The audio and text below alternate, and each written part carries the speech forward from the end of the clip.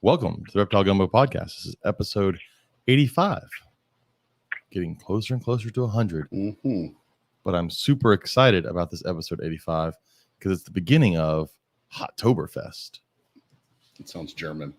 It does sound German. Oktoberfest. But it's we had an idea that all of our October shows were going to be venomous related. And we have an awesome lineup for all of our October shows. So I'm super excited about that. Yeah, it's going to be a fun month. But before we get there, let's cover some things. One, Katie sent me I'm not going to read it. You're here. If you want a rack, a high quality PVC rack, look no further than Lone Star Reptile Racks. You can find them at LS Reptile Racks, LSR Racks, LSReptileracks.com, or Lone Star Reptile Racks on Facebook, or at any herp show. Speaking of herp shows, we had a decent herp show. I mean, it was slow, but the vendors made it a good show for you. Yes. Yeah. So 98% of the racks I sold this weekend were to vendors. Yeah. So, and I knew you had a little colubered rack that it would sell like crazy, and it sold on Friday before you ever opened. Yes. Before we ever left. All four of them. Yeah. So now you got to make like 400 of them. I'm bringing forward to shirts this weekend. That's right, shirts. It's not a herp show, but it is herp's family related show. Sure. Yeah. As a Lone Star show, isn't it? Lone Star Reptile Show. Lone Star Reptile Show. Reptile Expos, I think. Yeah, in shirts, which sounds like it's in the middle of nowhere, but it's just outside of San Antonio. Yeah. It looks like it's in the middle of nowhere. Yep. But it's just outside of San Antonio. Yep, we'll be there this weekend. And then we have a weekend off. Cool. Yeah. Which means I'll be in the shop all weekend. So actually, no, I may take my son hunting that weekend. That'd be cool. Yeah. We'll see. One of these days I'm going to go hunting. One day. We'll make it happen this year. I'm going to shoot something. Oh, it probably won't be a person. I hope not, because I will probably be the one with you when you're hunting. So where is kick-ass Katie? Oh, sorry. So Katie will be here shortly. She is at open house. She had open house. We have actual jobs that we have to go to, and she had open house. But she will be here shortly. Speaking of herps, though, I do want to go through the list of herp shows. We just had Beaumont, Texas. Saturday was a screw day because of I-10 in Beaumont. If you've ever driven through Beaumont on I-10, you know that it sucks. And there was an accident on Beaumont on I-10 that basically just shut down the interstate. Like right in front of the venue, right at opening. At the exit. So I'm sure people got there and just said, screw it, and deuce and went home. And it was raining all day long. Yeah. Off and on. Yeah, it was not a great day. No. And there was a rice festival of Winnie right down the road. Which did not go well for a plane. Yeah, they had a plane crash right in the middle of it. Yeah, it was not a good weekend in the Beaumont area. But the show, overall, I think the show went decent. I think with the shows, I think everybody's realizing that no one's getting free COVID money anymore. Yeah. So people aren't just throwing around free COVID money at people. This time of year has been traditionally slow from what people who've been doing this for years tell me. Yeah, I think we're back to what a normal this time of the year is. Right. Not people got free COVID money this time of the year. Right. So I think you just gotta it's gonna be tough for folks like you who this is a business and this is your livelihood. It's gonna be rough. But it's gonna get better. Yeah. Like today I have a friend who kind of a weird thing, blessing in disguise. His grandparent, he's from down south in Brazoria County here in the Brazoria Wild Peach area, and Hurricane Nicholas knocked a huge oak tree over in his grandma's yard. I'm talking about like 3 people arm to arm around it, couldn't go around this thing. So he took a big chainsaw over there and cut some slabs out of it and brought them to the shop today, and we planed them down with the CNC. That's awesome. He has a kiln already, so he's going to put them in the kiln and dry them out. In about a month, we're going to make some badass epoxy tables out of them. Sweet. So yeah, I got to do something because we learned today that there is another PVC shortage. There's a shortage, and there's also PVC. Yeah. So the whole thing is it's a shortage for everything. Try and get a thermostat. Yeah, I actually got a Herpstat intro today. Did you really? I woke up at 3 a.m. one night last week. And you got the one? And I had an email that said Herpstat Intro Plus were back in stock. And now they're probably not. And there was one. One. So Yeah. I bought it because I need it to make an incubator. I've had this incubator designed for months, but haven't had a Herpstead intro to put in it. Yeah, that's why at Sean's new pet shop in Bryan, they sold out of thermostats. Yeah, like I think in a couple of days he said. Yeah, the first sell was a thermostat, and then everybody else bought the rest of them. Right, because he had VEs, V300s. Yeah, but speaking of herps, the next herp show is Temple, Texas, October 23rd and 24th. I should be at that one. Then there's the Amarillo show on Halloween. That's a far drive. I'm not looking forward to that drive. And then there's Lafayette, Louisiana, November 6th and 7th. I'm looking forward to the food. Yes. And that's been a good show. Yes. And then Austin, Texas, December 4th and 5th. And Slidell, December 11th and 12th. That's it for the rest of the year. That's it. Nothing till next year. Yeah, we don't have very many shows left. So if you want to get to a show, that's all you got. And then also, I want to give a shout out to our other sponsors. Wiregrass Exotics. If you're anywhere in the southeast Alabama area, Georgia, Florida, that area, go by, visit Wiregrass Exotics in Ozark, Alabama. Give them some business. Go by and see their awesome venomous snakes, which is the theme of tonight's show. They have some venomous snakes there. And also, because they're in the chat, I do want to point out our amazing sign back here made by the Howdies at Focus Cubed. Not to mention my awesome Focus Cube cage downstairs that has my little house snake in it. So, woot woot, go Focus Cubed. I'm ready to see the counter they built for Sean in the new shop. I want to see that. So does Sean. So get off your ass, Howdies. Yeah, because like they haven't been doing anything. Jeez, follow Ashley on Facebook, and man, quit working. I feel like I'm busy, but good Lord, quit working on the damn boat. Oh, all right. A couple things before we get to, I want to get to our guests, but we do need to mention our winner for our giveaway last month. Be as surprised as they are, probably. I know. I just pulled it up. We're going to pick it right now while we're all here. So again, our giveaway last month was 2 VivTech UVB LED light bulbs of your choice. If you win, I'll contact that person. If they're listening now, they'll hear, and we'll get with them, and we'll get with Ryan over at VivTech, and we'll get you your light bulbs. You'll be very happy with them. I've got 3 at my house. You've got 1 at your house. I've loved it so far. They're great. So I'm going to hit the button here. Let's see who we got. It's going to be random. Maybe. And the winner is Stephen Poole. Stephen Poole. Cool. He comments a lot in the group. Yeah. So if Stephen's listening, Stephen Poole has won the light bulbs. Now, that means I get to move on to this month's giveaway, which I am super excited about. And also so pissed that I can't win it. When I found out last night what we were finally giving away. And I'm sad that I can't get it. But our sponsors for Hottoberfest, all venomous episodes in October, is Venom Life Gear. Brent, our buddy Brent, is going to give away mandala made by our friends over at Crafty Gargoyle. Crafty Gargoyle. My brain went blank. I could see it in your eyes. Like, Gonzo, you were like, help me. Gonzo. Crafty Gargoyles. We actually showed it on the episode we had Gonzo and Selena on. It is a 1 of 9. There's only 9 of these made. They are Venom Life mandalas. You will win 1 of 9, just one of them. And then you also get a $50 gift certificate to their website. So you can get you a shirt, hat, any sort of Venom Life gear you want, plus the mandala. I will have that post up tonight for how to win. It's a little interesting. I talked to Brent. It's going to be educational. There's going to be a few questions there that you have to do some research and answer. And everyone with the correct answers will get put into the drawing. And then at the end of the month, you'll win this amazing looking mandala, which I'll post a picture of that as well. And $50 to Venom Life. And you can get a cool hat. And they have a lot of stuff now. So there's a lot of things you can choose from. It's not just like a t-shirt and hats. There's a whole bunch of stuff. They've been busy over there. Yeah, Brent, they've added a bunch of stuff to the website. Like 100 and something things to the website. Yeah. So you get $50 for that. So that is our giveaway for this month. So I'm super excited. But let's go ahead and get to our guest this week, which I met through herp shows because he does all the herp shows. Well, let me tell you that. He does the venomous herp shows because he keeps venomous snakes. So our guest is Alexander England. How's it going, Alex? It's going well. How are you guys doing? Doing good. So if anybody's wondering, we were a little late getting on tonight because technology, every episode screws us up. And for some reason, it hated on Alexander tonight. So it didn't work. But we have him through the phone.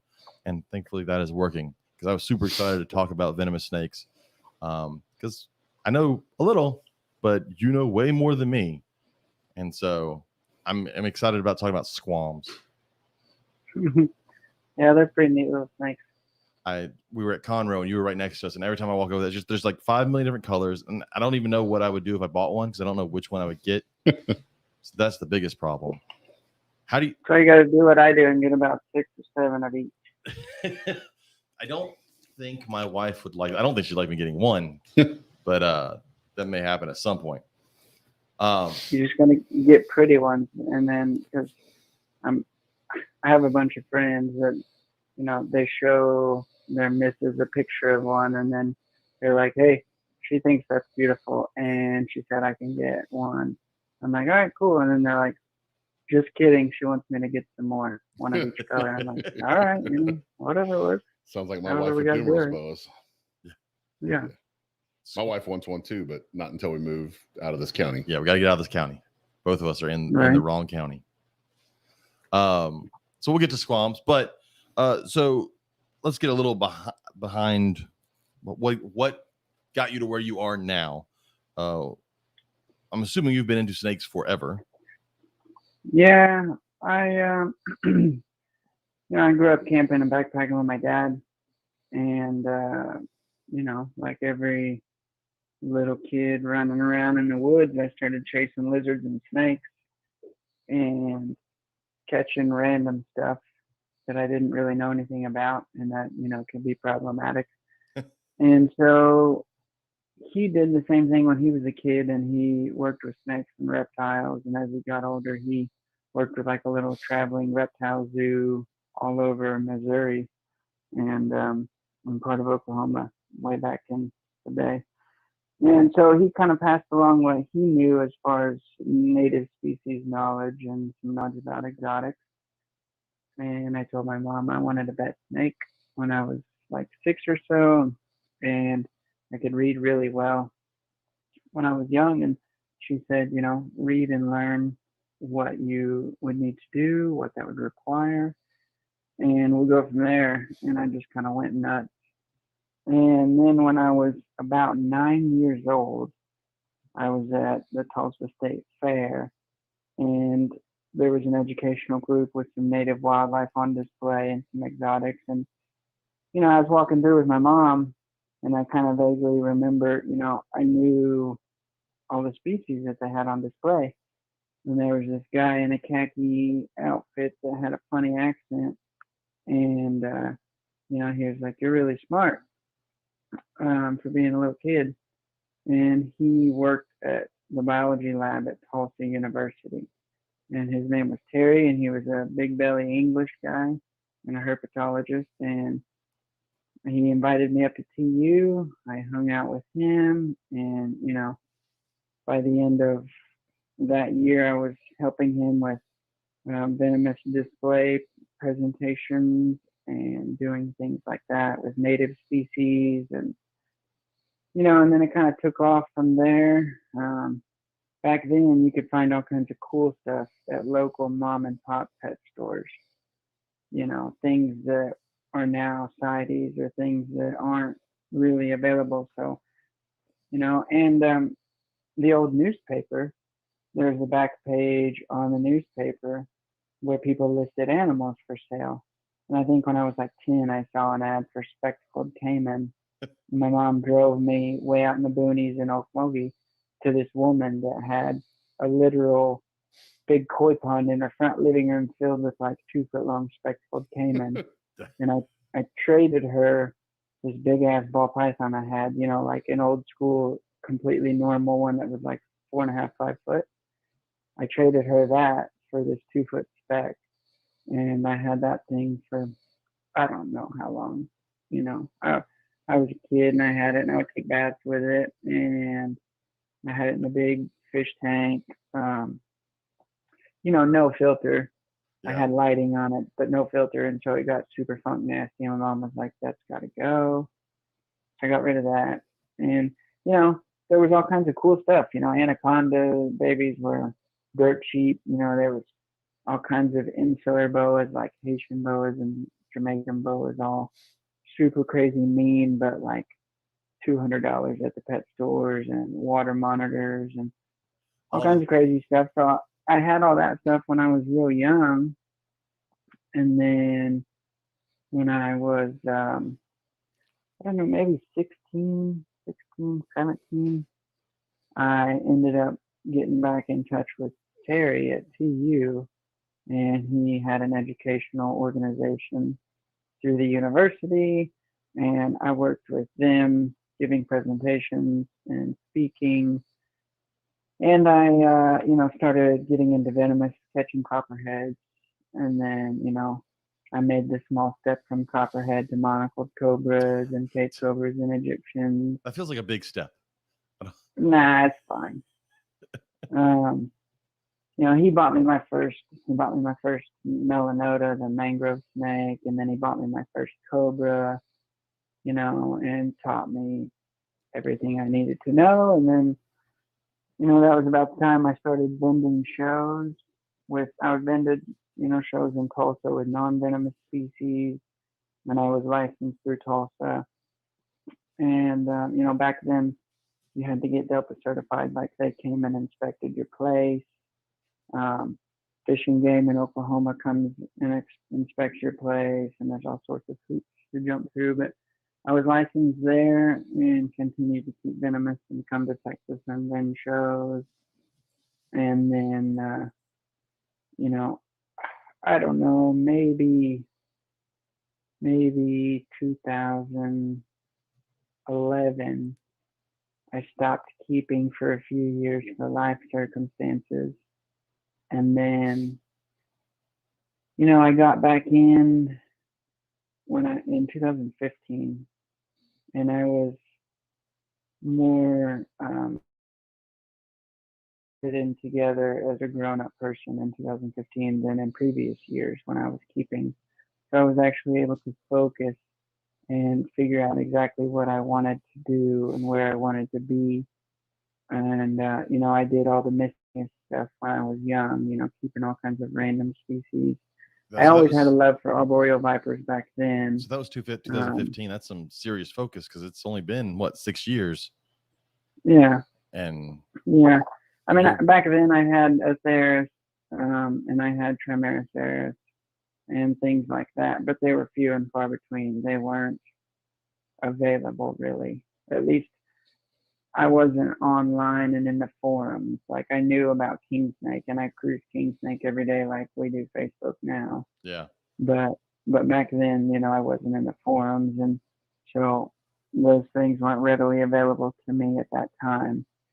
But then when I got back into it in 2015, the first shipments of squams came back in, and then I got on Facebook, and I was getting into the groups and making connections with old friends and new friends that were also around the same time, and so it all just kind of fell into place.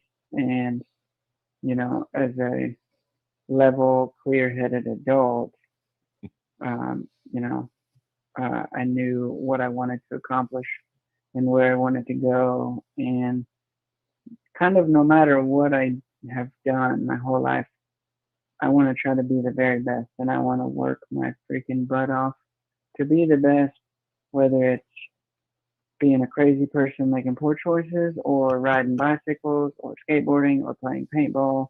Any of the things I've ever done, it's been 100 miles an hour, no screwing around. Like if you're going to invest your time and energy and emotions into something, why just half-ass it? Why not try to do the very best you can? And I say that with people in keeping. Like people will say, oh, well, I only keep this, or I only keep that.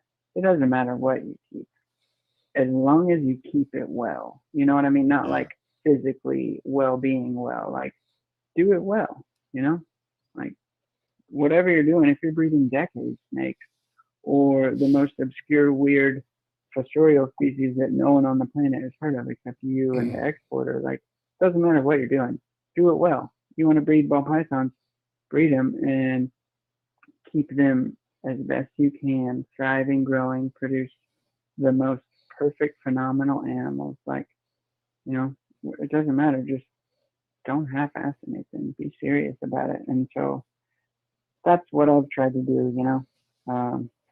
My whole life is focused around taking care of my children and my, you know, being a father 24/7 full time and snakes. I work 7 days a week, you know, often till late into the night because I'm a night owl like that. That's how we are. And, you know, that's what I do. And people see and ask how I'm successful. And it's like, because I work hard. So what That's all I percentage? do. What percentage of your collection right now is venomous? I don't know a percentage. I mean, I I'm assuming it's the probably, bulk of it, right? yeah. I mean, my main room has about 100 snakes, and they're all venomous. And then my quarantine room has probably about 100 snakes, and I would say 40 are non-venomous. The rest are venomous. So I don't know, like 3/4, I would say, you know, give or take. It's a good sized quarantine room. Your Yeah. quarantine room is what most people's collection would be. Yeah, I know, right? That's yeah, that's probably true.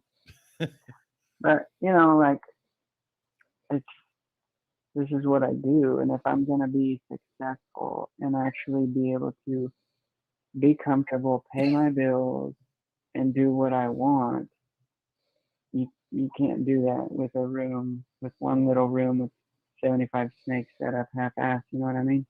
So Like, I want to ask you a question because I had a conversation with a keeper at the show this weekend, and it wasn't about venomous, but it kind of relates. We were just hanging out, and we got to talking about retics and there being so many, and one of the keepers who doesn't keep retics actually asked, "Why does anybody need a 19-foot snake?" And my comeback was, well, that could be, why does anybody need fill in the blank with anything, but how do you back that up if someone says that about venomous? Because I mean, it's definitely a tricky thing. How we do don't you? need any of these things. That's true. These are a luxury. These are a gift and a privilege. Like, we don't need any of these little pets. We don't need our dogs or cats. Like, these are luxuries that we feel like we're entitled to, but we're not. They are living, breathing things that did not choose to be placed in a box, in a tub, in our homes, in our backyards, whatever. So since we have taken upon ourselves to have these little creatures that are living, breathing organisms, we better work our freaking butts off to provide the very best, or you shouldn't have them. You know, like, I agree. Yeah. you know, having, for my personal collection, I know what number of animals I can keep before my level of standards are compromised. And if I'm not doing things at my level of standards, then I have too many things, or I need to refocus, or I'm not doing it right. If you're not giving these animals, and I try to tell people, and I say it all the time, if you don't truly love the animals that you have in your collection, you will not give them the best care they deserve. And if you have them and you're not giving them the best care, like you're kind of just winging it subpar with something, they are then taking away time, energy, and resources and emotion from other animals that you do love. You know what I mean? So for me, I'm I'm super strict about what I keep and what I put time and energy into. Like, if I don't love it, I'm not going to keep it. You know, when I'm low on my offspring and I pick up some animals, you know, say a friend produces a litter of something and I get them from them. Like, I I don't do that with stuff I don't particularly like. Yeah. If I think it's going to end up sitting around, because then it's going to throw a wrench into my system. And like if you have so many animals that you can't keep up with them, like saying you have 500 snakes, but they're all filthy dirty, that's not cool. You're not doing it right. Like that's not anything that I want to be a part of, or that I'm gonna high five you over. You know what I mean? So, Like if you can't make, and I agree. I think at some point a lot of it becomes for some people becomes a status symbol. Going, I have 400 snakes, or I have a room full of whatever. Absolutely. And I definitely agree that it's fine to have a room full of whatever, but whatever it is better be taken care of, or else 100%. you're just not doing it right. Yep. No.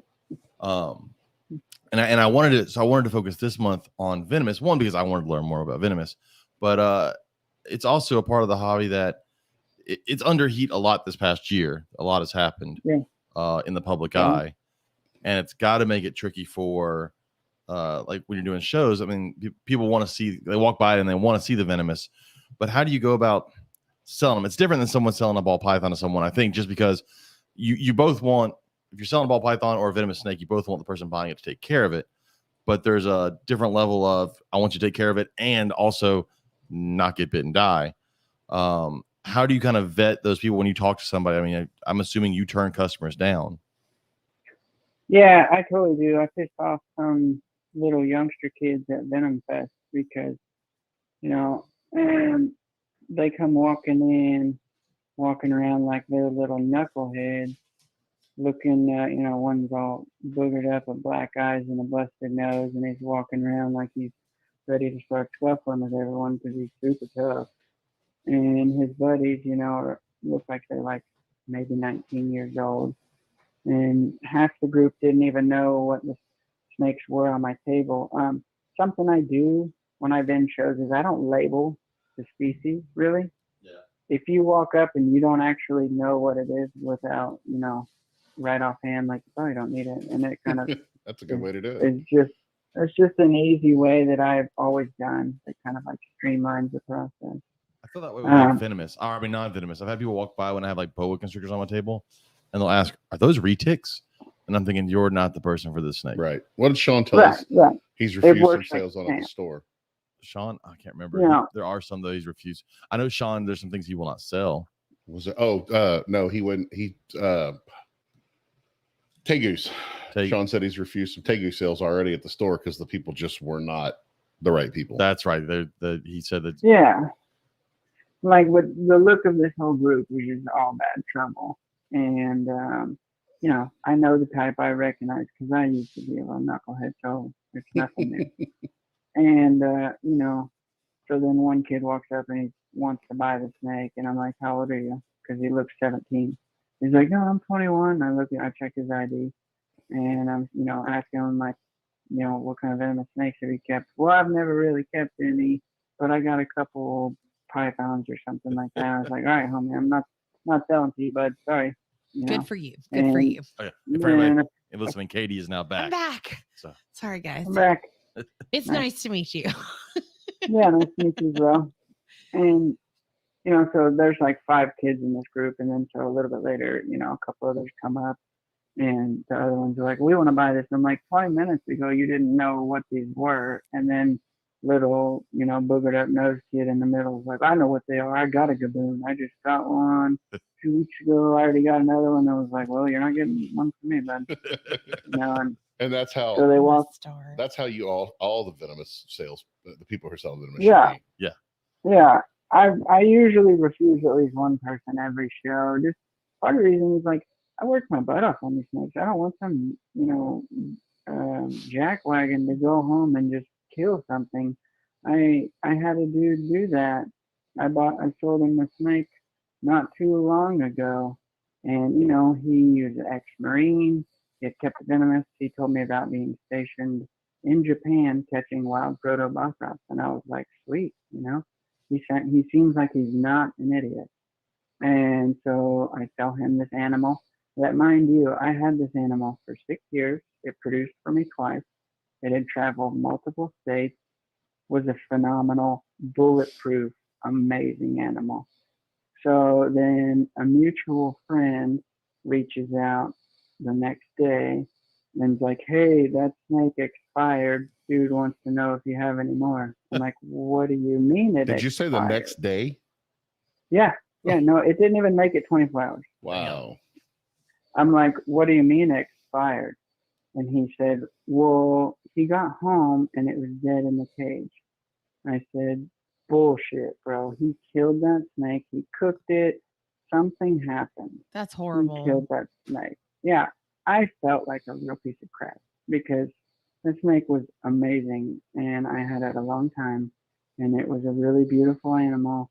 I wasn't keeping that species anymore, and I thought this one adult bulletproof snake will be a nice display for this guy. He'll set it up nice. It'll be great. It seems like it's going to be just fine. It's not a finicky snake, so I thought that it would be all right, And so that happens. I'm furious. I send him a lot of foul language messages. Don't ever contact me again. You will never receive anything from me again. Told mutual friend, if I find out anything went from your hands to him from me, I will never deal with you or talk to you again. Like, I'm not screwed up about, being kind of a jerk. And so then it gets even better. A few days later, mutual friend person reaches out and says, hey, the guy texted me and said the snake isn't dead. His roommate was just an idiot. And he said he sent me a video of the snake. And I was like, oh yeah, send the video. Sends the video. The snake is laying doubled over itself in the water bowl, head propped up, hanging over the side of the water bowl, fang teeth poking out, throat puffy. Like, dude, the snake is freaking dead, bro. I'm like, this dude really just thought out this snake, tried to prop it up and send a video to me saying the snake is alive and well. Like, that is insane. Just That is crazy. horrible. I What can't kind of even snake was believe it, it. Alex? And I do what? What kind of snake was it? There was an elegant pit viper. Okay. Yeah. I sent the video to a few friends. I'm like, hey, on a scale of 1 to dead, how dead is this dead snake in the video? Oh my gosh. And everyone was just like, Jesus Christ, What this is dude wrong really with just people? did this? Like, that's insane. And like the fact that the dipshit thought it, pardon my language, sorry. Oh, you're fine. Feel free. Yeah. Thought that I would be like, oh, it looks great, buddy. Sure, let's be friends and do business. Like, you're insane. Your Get outta zombie here. snake looks amazing. Sure, I'll get you another one. Yeah, like, geez, that was the first time that I had seen that. I've heard about people trying to do stuff like that, but I had never personally dealt with that. Well, it's But, got to be more painful. yeah. Like, then you don't want any snake you sell to die, but it's different than like a Absolutely. baby you produce and something you actually have taken care of long term and was doing great Right. in your care. And you're like, someone else would love this snake. And then it's fucking dead Oh, 24 yeah. hours later. Yeah, I told him, I was like, homie, unless this snake died of heartbreak leaving my custody, you killed it. There's no way around it.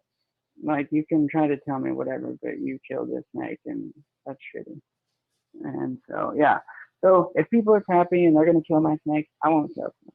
If I think they're going to go home and immediately get their ass bit, I won't sell to them because I like money just like everyone else. But I don't want to be a contributing factor in this. Well, yeah, And, one snake in the bite. bad part. One snake bite traced back to you ruins everything. Mm-hmm. Yeah. And I just So again trying to do the best I can and be serious. So I'm cautious about who and what I sell. I don't sell mambas. I've worked with plenty of them. They don't really do anything for me. I know some people genuinely like them, but to me, the majority of people that are into mambas, it's like a lifted truck type of situation. It gives them some validation. And, and the 4 people in the country that are respectable and credible and qualified to have mambas already have the mambas that they need. So I don't, that's something that I just don't mess with. So I'll sell cobras occasionally, but at it's not really my McQueenie, favorite Alex, either.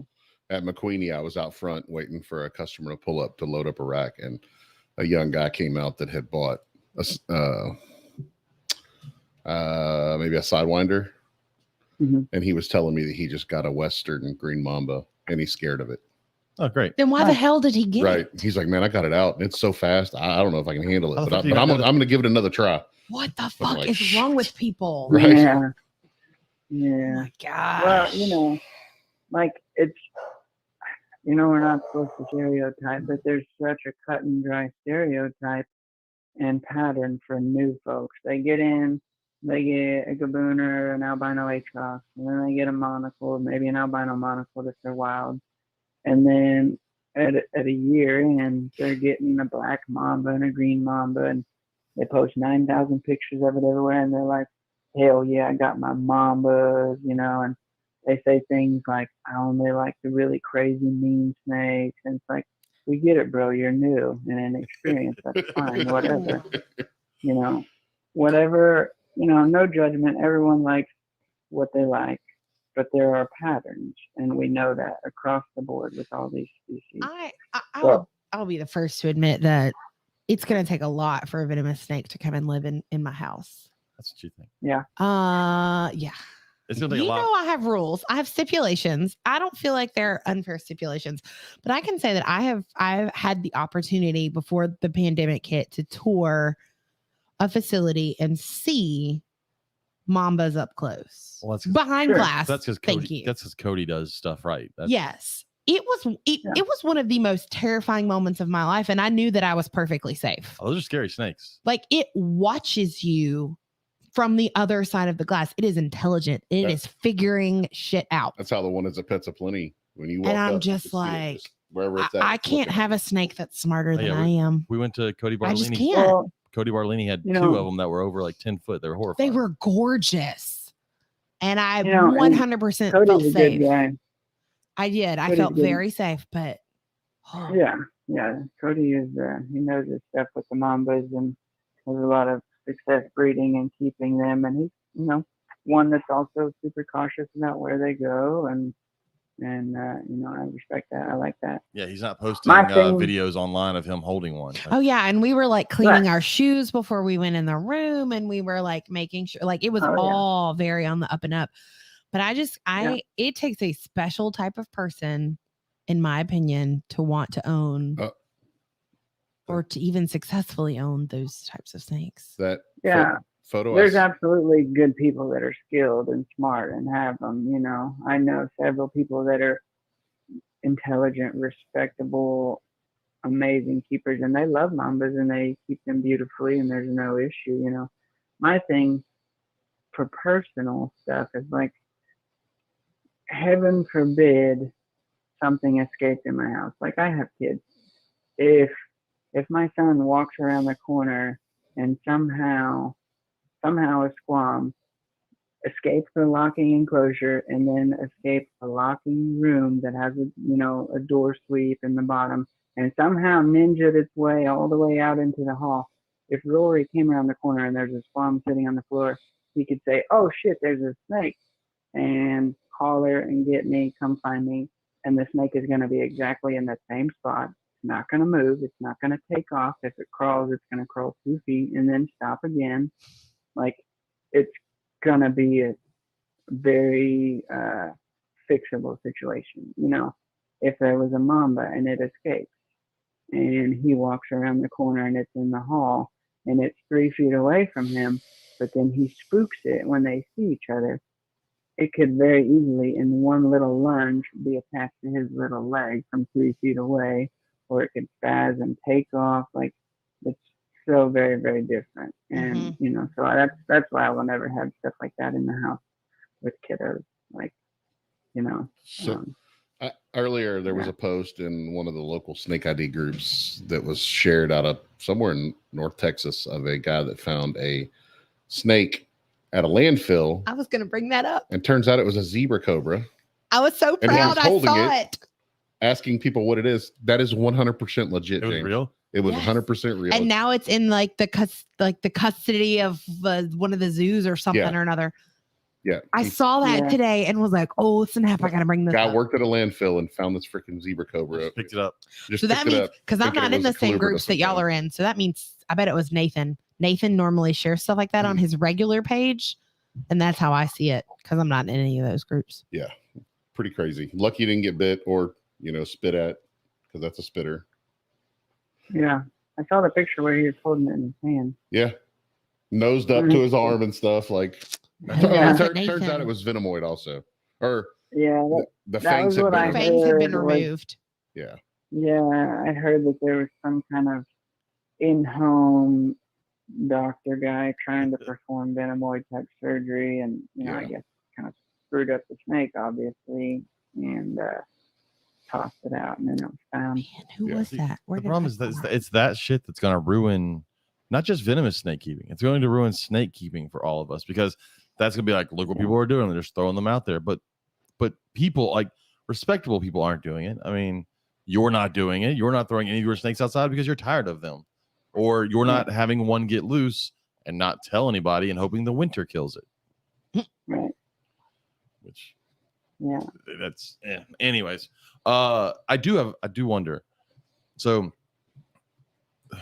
with keeping hots and keeping venomous, especially right now in this culture, what are your thoughts on like YouTube?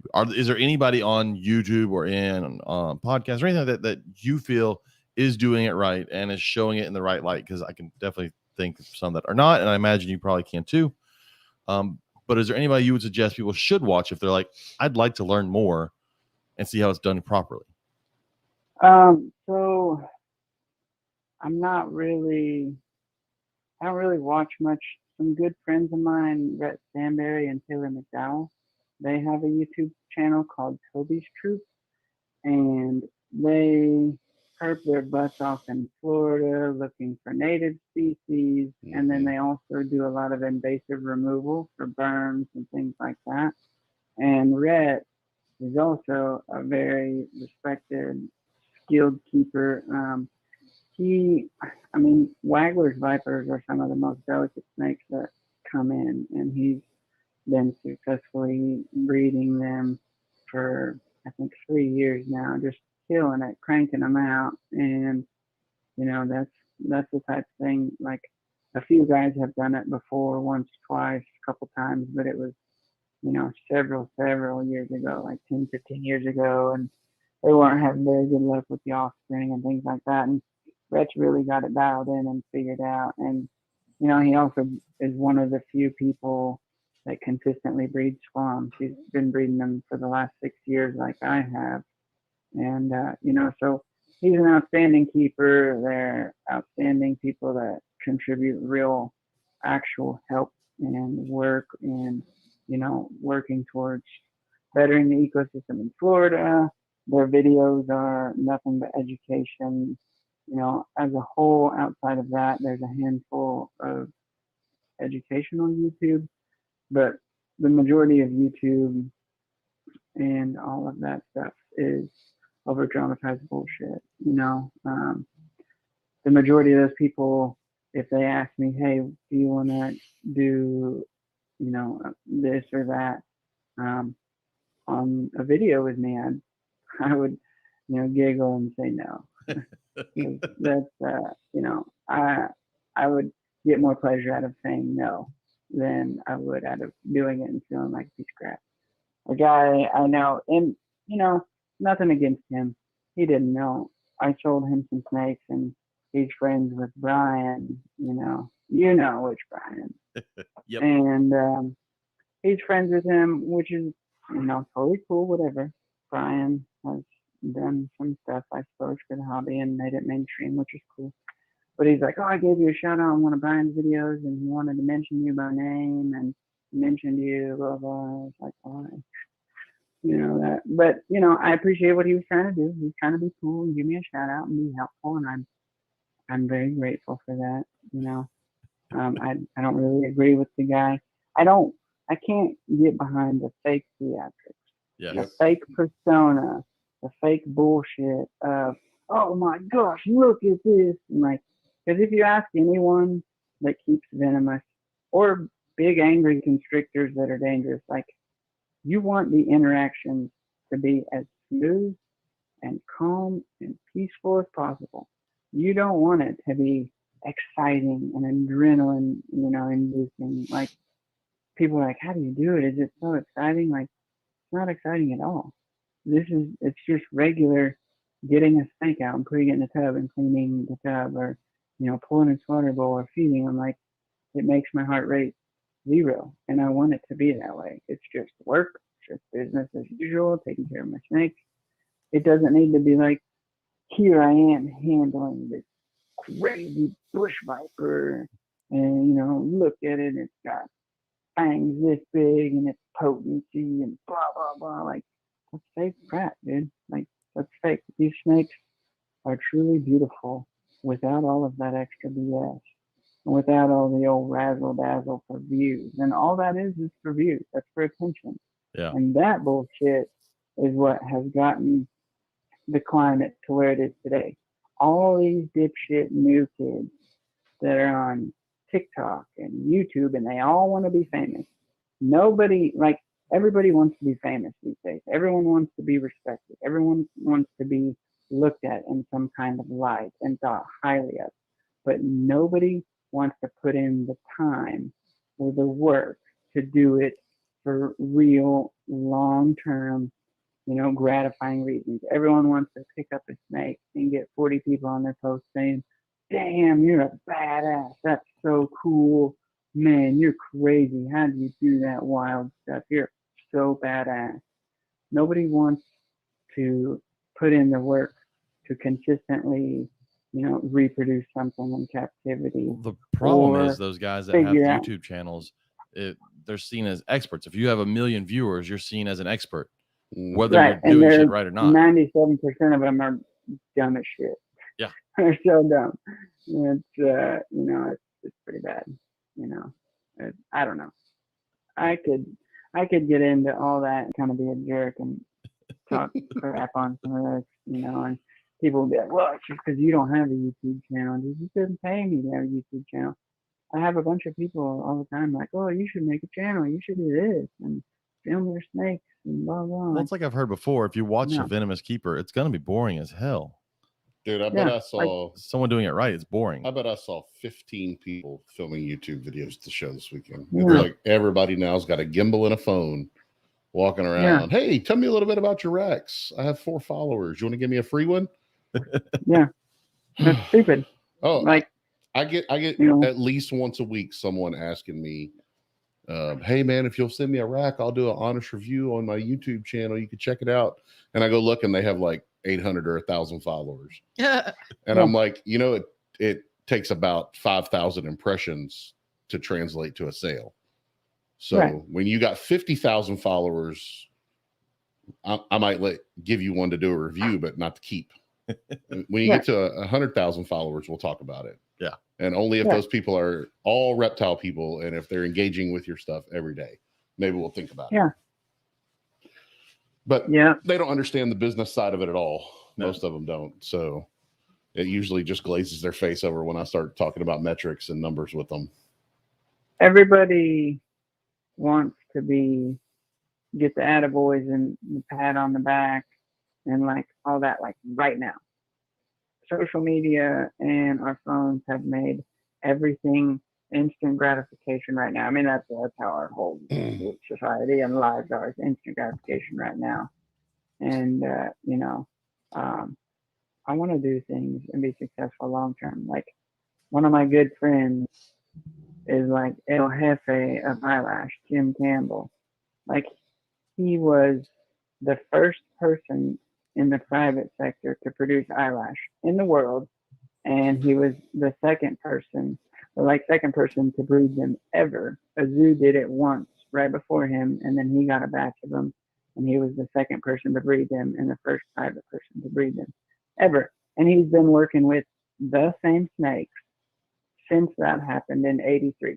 Been still breeding schlegs to this day. Has been doing it forever. The same freaking snakes, same animals. That's the kind of shit I want. That's the legacy I want. I want to make keeping information available for everyone. So less and less people kill their snakes unnecessarily, you know. And I feel like I'm doing that and have done that. So many people are so much more successful now with these guys because of people like myself and Rhett, you know, in the last few years now, Tommy coming into it, putting out good information with consistent results and years of success to show this is what I do. And here's third generation animals producing babies. You know, the original animals I got in 2015 are still around. Some of them have started to kind of die recently just because they're old and squams don't have a long lifespan. They're short-lived little species.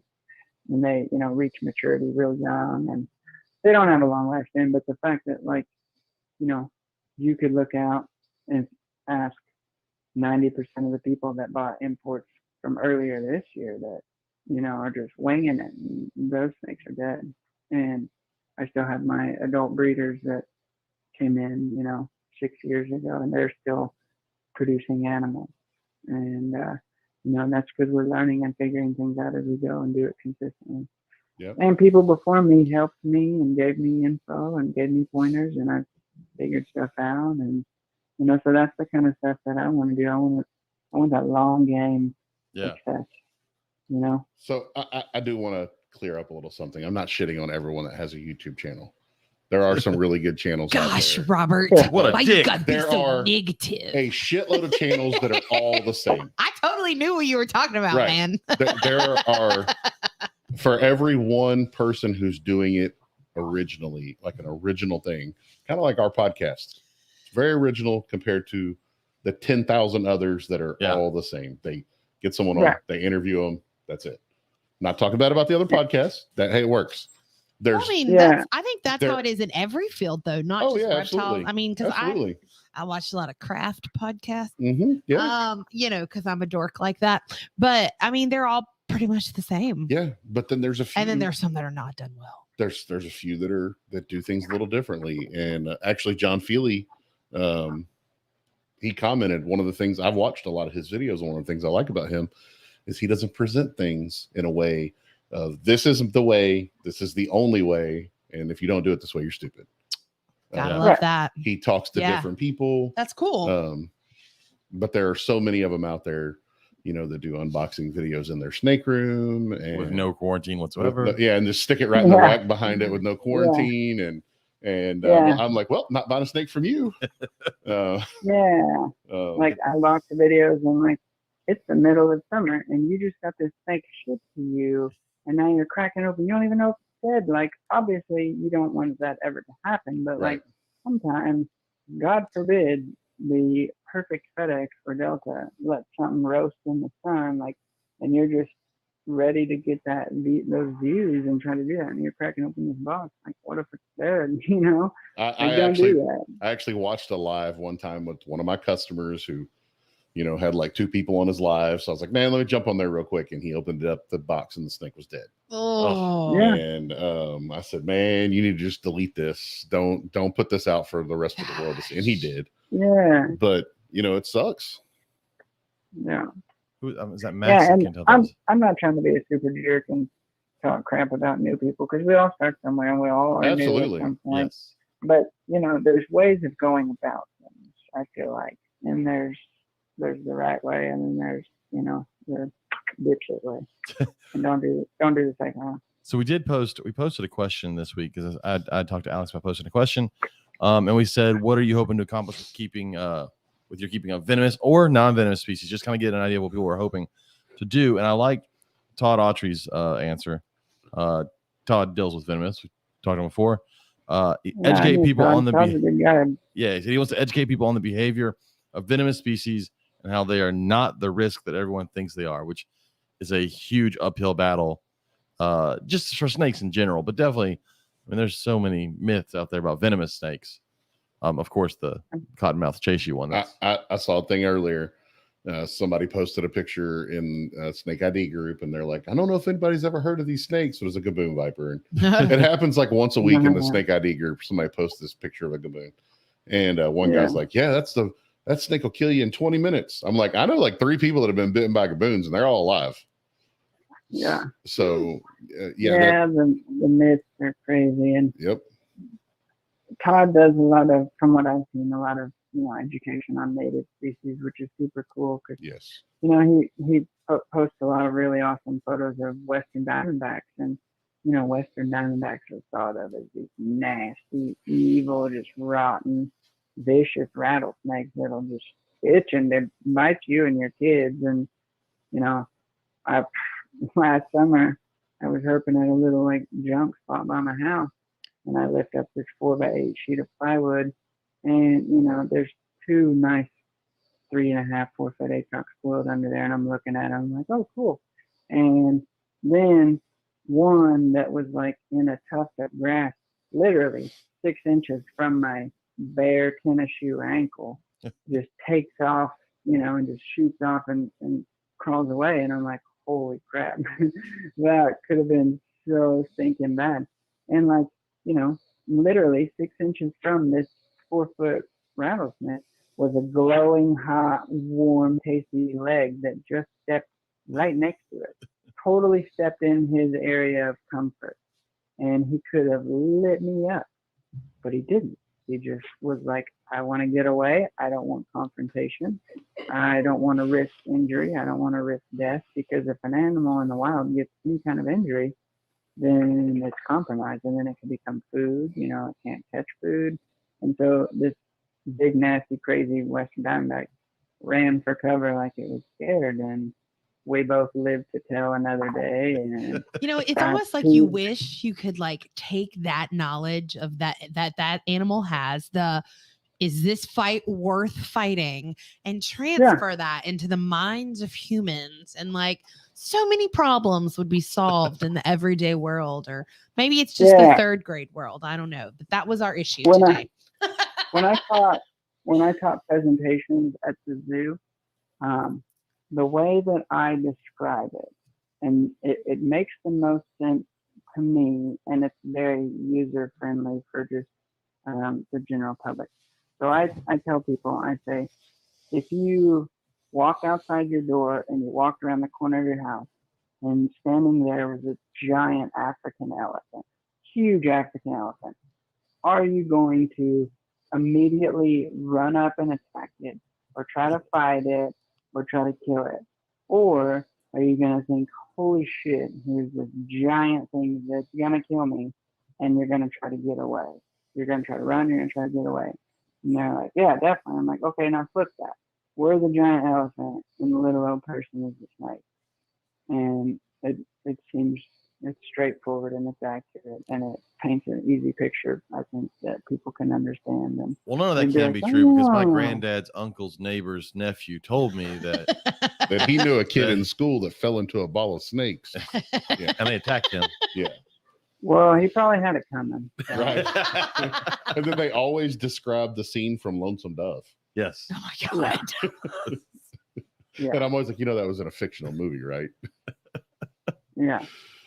Oh. Yeah, he definitely had it coming. So how many shows do you think you do a year right now? I don't know. I don't even I'm kind of. I feel you there, brother. Roberts. I don't know, just a bunch. I can probably tell you like on a month-to-month basis, but other than that, I'm like, I think we're traveling. It's on the calendar. Let me check. Yeah, I don't know. There's like 3 McLeany shows, 3 Conroes, couple Austin, a couple College Station. Stafford was a thing, but now it's going to be an extra College Station. A couple Venom Fest. I think Venom Fest is going to be like 3 times a year now. I don't know, about that many. What's the farthest you've ever traveled for a show? Probably going to St. Louis for Venom Fest. I mean, before, I've lived in Texas for about 4 years, but I've been coming down and vending shows here since 2007. So I used to just, do the old crazy work till 5 on Friday, drive here, get here at 3 in the morning, pack snakes till 7, do the show weekend, and then drive back and get home at like 4 in the morning, Monday morning, and it was awful. But I always did those things, and I've always vended shows. So then it just made sense to move down here a few years ago, and so I've been here since then. But I mean, the furthest I've driven for a show, I guess, would probably be the 14 hours to St. Louis. But I just cheat and break it in half and stop in Tulsa and crash for the night, see family for a minute, because I don't ever want to like designate time to go into Oklahoma. that night when I'm cruising through, Oh my goodness. it works out. How was Venom Fest this weekend? It was good. Yeah, I mean, have a good crowd. Rick and I had a good time. The crowd, was steady. I think if you looked at the numbers overall, it wasn't like crazy out of this world, but we were steady busy the whole time. The crowd was walking through, lots of people, asking questions, kissing babies, shaking hands, all that, and it was a good time. I took 3 boxes of snakes and I brought home 1, so that's a win. That's good. Rick took like 7 boxes and brought home 4. So we had a good show. I'm very fortunate that I have a pretty good following of people that want to buy animals from me, and so I really don't have trouble selling stuff. The majority, probably 75% of my customers are all repeat customers, people that have 10 to 30 snakes from me. And so that's and what happens when your super snakes easy. come in a ton of different colors. Yeah, That's cheating. It's super convenient because I can just like text a couple people and be like, hey, I'm getting rid of this. You want it? And they already know my PayPal, and they're like, yeah, of course. Hey, do you need a blue one? Do you need a green one? Yeah. Do you I need mean, a the red colors one? are cool. The colors are cool. Yeah. I'm not gonna lie. I'm drawn A lot- to colorful snakes or A lot solid of black times snakes. I have waiting lists for my stuff, so my stuff, usually goes pretty quick, and I'm very, very fortunate for that, and I'm very grateful, and yeah, people are good. I will say one thing I do like about so there's not a lot of hot. I say there's not a lot of hot shows. There are people. I don't know if there's a lot of good hot shows. I like the way Herbst does hot shows. I like the whole having to walk the snake out. Mm-hmm. But I hear horror stories of places where that's not a thing, and we're like, you're just handing this person a cobra, and then you're on the honor system from that point in a room surrounded by people. No, I can tell you the McQueenie was not like that. They walked them out. Yeah. Oh yeah. Of course. Yeah, that's Texas Reptile Expo.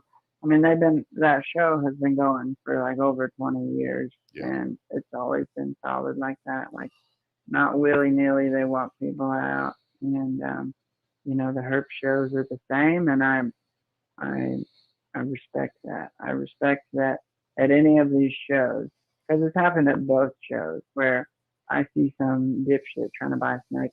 I will go and tell one of the other vendors, like, hey, this dude just came up to me and is trying to buy it, and he's an idiot. I would not do it. I'm not selling to him. You can do whatever you want, but I'm telling you, it's going to be a bad deal. And then they don't sell to him. Or we can tell the vendor, like, this person is acting funny, shady, whatever, tell a promoter, and they will make them leave or follow them. And, they all trust our judgment and, our thinking in these situations. And that makes it an awesome show to deal with, like to deal with people that are also responsible and care about it, like. Because just like with breeding any other reptile, I'm sure there are plenty of shady people breeding venomous snakes and going to some of these shows that have lower standards. And then if you're a high quality breeder like yourself and have higher standards, it's got to be frustrating to watch them. Just like, yep, here you go. Here's a snake. Give me the money and move on. Yeah, I don't really see that too much. People that are like that, they don't really last. I've never really seen any bad shit like that bending here in Texas. I've never been to the East Coast shows, so I'm not going to speak on any of those. So I'm trying to think, what's the one up in like Hamburg. That's the one that It's just notorious for being a flea yeah, it's market. like the Wild Wild West up there. You can do whatever the hell you want. Yeah, I mean, I've heard those stories. I've heard that it's a super good show and you can make tons of money. And then I've heard that, a good offer for an animal, half a bottle of Vicodin, $50 on an EBT card, and like a joint. So, I don't know. Sweet sold. I have friends. Yeah, I have friends that have been that show and they love it and they do really well. And I'm sure people spend money there. It's been around for 20, 30 years, so it's got to be doing something right. Yeah. Things that are or just not enough people wanting to complain that it's wrong. No, I mean it's got a lot of people coming through it. I don't know. I keep trying to move my microphone. I feel like everyone in the world can hear me sniffling my nose. Probably. I would like to apologize. It's okay. One of these days, I'm going to be healthy, guys. One of these days. Darren says it feels very uncomfortable at that show. That's sad. I don't know. I'm just glad that my video didn't work. But not a fan. So I do want to mention something. So I listened to several podcasts this week. I do. So a hint to anybody listening to this podcast, I strongly recommend you listen on every podcast on 1.5 speed. Yes. I've started doing that. And I watch a lot of YouTube videos on 1.5 speed. On 1.5 speed. You get so much more done. Didn't you have somebody message you that was like, what's wrong with this? And the speed was turned up way too much? It was John Grant. Oh. John Grant messaged me, goes, what's wrong with the speed on it? I was like, did you click the speed button? And he looked at his phone and he realized he had clicked the speed button and it sped the podcast up. But I can't. My brain can't comprehend. It's not that. It's that 1.5 speed's not that bad. It is for me. For most people. I mean, there are a few people that get to talking fast. There's a few people I know whose brain barely operates at half speed. I can't. There are some days where I need to slow it down so I can focus better. I listened to one. I always listen to Reptile Fight Club. I enjoy that one. But they talked about culling. And I got to thinking, listen to that, because they mentioned whenever the culling argument always comes up, king cobras are always like the first thing people jump to. Culling is fine because we have to feed king cobras. And I'm for culling like sick animals or for animals that aren't going to make it. But I do know that there are people out there that are like, we've talked about before, that are like, cull all normal ball pythons or all normal bearded dragons because they just don't like them or they don't want them there's too many out there they feel and all this. Do you have any snakes that are snake eaters? Because you're getting in a lot of wild caught stuff. So I'm sure feeding is very interesting for you because not everything wants to take a nice little white rat. So I really don't get a ton of wild stuff here and there. So like, if a group of swans comes in, I might buy some because, you always want to add new blood when you can. So I might buy 50. Like I bought 50 imports last year and I kept 2 and then sold the rest. But most arboreal species, that's the bulk of anything wild that I would deal with. And most of them, if they don't want rodents, they'll take birds or they'll take frogs or they'll take lizards. And so I try to always keep, a pile of frozen frogs and lizards on hand. Stuff. We all got an Amber Alert at the same time. Sorry. We're good. I don't have any problem with euthanizing things. I think it's kind of a dick move if you're doing it because you want to control something, like you don't want to put them out there yet, and so you just kill them. Like, I don't really agree with that. Just be like me and hoard them and keep 30 babies back from every year you breed them. That's fine. But like, euthanizing stuff if you need to do it for health or poor genetics. Yeah, I wish certain things would be euthanized more, to be honest, in some things, but whatever, that's a different topic. Well, they talked about the proper way of like euthanizing things, and there's certain the way I do was not the way they recommended, but I mean I'm still the old put them in the freezer and they'll die. And I know that there's people that'd be horrible, and I'm sure it is, but it's got to be better than surviving for an extra 2 or 3 weeks in pain. Is my thought. And I mean you can, remove the head, CO2, all of those things, dry ice. There's all those different things. I don't know. My problem is I don't know if I can chop. I'm okay. I don't know if I can chop the head off of something I've been taking care of. That's my problem. Like, nope. Nope. I'm going to go ahead and say no on that one because I had to do that this summer to something that was sick and I knew it was for the best of the animal. And that was something you didn't even know. Almost threw up. That was a wild snake. I grew up on a farm. See, I've had to do that with other animals and other animals don't bother me. Different. Like if it's a pet though, I can't. It's not food. Snake's not food for me. Like going hunting, like that doesn't faze me at all. But I don't know why, like this does. I've had to put dogs down in the past. It sucks. I could like Otis that dog. I can't even think about him being sick, and it makes me upset. Yeah. You know, it's I don't know. I guess I haven't had to do it with a reptile. See, and with I've had to give some of the baby ball pythons to Mexican black king snakes. And John Feely says he has an MBK for that, and it's different. I've given unless the animal has a known issue. Yeah, but I've given non-eater baby like samboas to my king snake, and that's different than a snake that I've had for years. Kind of like what I was talking about with the snake that the person got and killed right away. It's different than something I've had for years as an adult that I can't feed to my. I don't know. I know mentally, like it's a mental holdback. I mean, I should be able to do it because I'm okay with calling, but I just can't like chop the head off of one that I'm attached to. Yeah, no. Yeah, you know, like with snakes and keeping snakes and raising baby snakes, even there's a lot of captive born species of arboreals that they don't want rodents from the beginning. So you got to do lizards, you got to do frogs, and or stuff that wants chicks. And people, I've told people. They had a little tree snake that didn't want to eat. And I'm like, okay, so listen, get a little lizard, an old gecko, whatever, use some scissors and snip its head off and then use the blood and put it on a rodent. And they're like, bro, I can't do that. I'm like, it's literally instant. That is instantly, it's dead instantly. That's like us with a guillotine. You don't feel anything. Like you're done. You're done in 2 seconds. Your lights out, switches off. So it's the same thing. And they're like, no, I can't do that. That's awful. I'm like, listen, you want to keep snakes as pets. Snakes are predators. They're apex predators in their environments. That's all they do is crawl around and eat things, kill things, whatever you want to say. So in captivity, to me, I'm going to do anything and everything necessary to get them to eat. If I got to get adorable little sweet baby chicks and euthanize them and feed them, or little geckos or frogs, like whatever, I'm going to do it. And it's not going to bother me because I'm doing what I have to do for my snakes. Now granted, when I worked at the zoo, we had some FFA groups come and bring rabbits. They raise them, show them, and then they bring them to us, and then they give them to us. So then we would feed them to animals after they've been euthanized, snakes, whatever.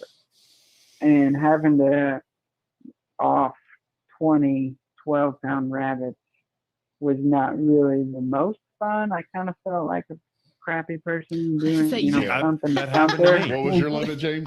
James has 4. a limit. 4 is the number of rabbits I can kill. Well, without feeling like a monster. 4 while also having rabbits stare at me do it. Because a person brought me 8. She brought me 8 of them when I was only expecting a handful, and then I had to kill them. And on the 4th one, I was like, I can't fucking do this anymore. She took them home, didn't she? She took the live ones. Yeah, home. she You took got to the take them live with you. ones home with her. I'm done killing for the day. Yeah, I had to do like 20, and it was just. Yeah, I felt kind of crappy. I was like, damn, I stumped Stumper and all his friends. And then I was just like, I got to go smoke a cigarette and sit down. It's for the animals. It's for the big picture. It's for the animals. It's for the big picture. You know what I mean? But it is what it is. Oh, yeah. So that's why I don't like these snakes, because big prey sucks. Big prey and big piles of waste suck. That's why I like tiny little snakes. They're the best. So I listened to a couple other podcasts that I had some things I want to throw out there that we talk about. One was so I got through several reptile podcasts. I was like, let me listen to an amphibian podcast because I don't ever listen to it. But it was Amphibicast, and the reason I listened to it because the name looked familiar. I remember this weekend seeing Urban Amphibia right across from us, and that's who was on there. Audrey from Urban Amphibia was on there. It was just interesting. She's from I Facebook stalked her because I knew she's from around here, but she's like 20 minutes away. But she has a new our new YouTube channel called Audrey's Urban Exotics, which was kind of cool. The first episode I watched was like setting up a mossy tree frog cage, That sounds Mhm. really cool. And it was actually it's way different than I thought. Like they're talking to or listening to her, they're way more aquatic. You have to have like tannin filled Those water. are on my list, just in case you didn't know. They're a little trickier. You gotta get them set up right. But it was very. I do like mossy tree frogs. The our buddies over at Success and More had some mossy tree frogs on their table, and they are cool looking. But if anybody is out there is interested in amphibians, check out Audrey's Urban Exotics on YouTube or the episode that she was on. Like I said, she was at she does the herp shows. I knew the name looked familiar. That's why I listened to the podcast. You should share that so that I can find it later. I'll share it later. Okay. And then Because I won't remember. Let's be real. So we talked about shipping issues earlier, and I was listening to the Monitor Keeping podcast with Kai Fan, and I can never remember the co-host, but they talked about shipping issues. They're actually talking about a bunch of things that were going on negative this season for them, and I felt that feeling. But they were talking about being careful when you ship, that it's not always on the shipper or to know everything. You need to look up temperatures where you live, temperatures where it's going, temperatures at the hubs, and that a lot of that can be nerve-wracking. And I've got to say, using reptiles to you makes me feel way more comfortable doing that, just because I know Debbie. And if you're wondering who to ship with for the first time or for the 100th time, I can't say more good things about reptiles to you. Debbie is amazing. And if something is wrong, all you do is give her a call and she will hunt that thing down and kill somebody for you to make sure it gets to you. 100%. I believe that. I've created a shipping label and had her send me a message. Don't ship that. Really? Yep. Wait till next week. Here's Yes, why. ma'am. Yes, ma'am. You got I it. say you don't even ask questions at that point. If she calls you out of the blue, it's yes, ma'am. Yep. Yeah, she's Done. watching those hubs like a hawk. Yes. And And she- now, she was telling me at Conroe that if it's on the truck, even if the truck's a day late, she can't open up a case on it anymore. Really? So they're just in the wind. God, you know that is killing her too, Mhm. because she has been known in the past to like hire a courier Oh, yeah. to go get it off of the truck and physically deliver it to Yep. your house. Yes, she has. That's So- pretty awesome. I always buy all my supplies and delis and stuff from her, and shipping is can be super stressful. Like if Oh, it's I too imagine, warm, especially if you're shipping don't venomous. ship. Yeah, and I've had, sometimes Delta's amazing, but I've had Delta, and part of it is me. I was dumb and shipped it.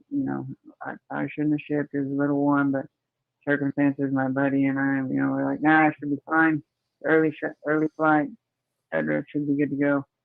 And it must have sat in the sun and in Atlanta. And I've only lost 2 boxes and 15. So that's good. That's not horrible.